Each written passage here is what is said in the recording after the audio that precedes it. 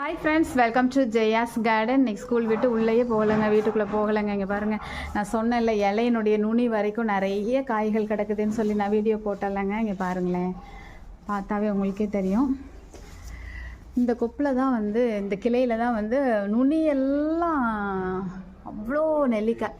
கடைசி பார்த்தீங்கன்னா வெயிட் தாங்காமல் ஓவர் வெயிட்டில் மரம் வந்து தன்னால் ஒடிஞ்சு விழுந்துச்சு. காற்று கூட அவ்வளோவா இருந்த மாதிரி தெரியல. இங்கே பாருங்கள், இந்த சைஸ் தான் விளைஞ்சிருக்கு. இவ்வளோ எடுத்திருக்கேன், இன்னும் நிறைய இந்த சைஸில் கிடக்குது. அது போக இங்கே பாருங்களேன், எவ்வளோ காய்கள்னு மட்டும் பாருங்கள்.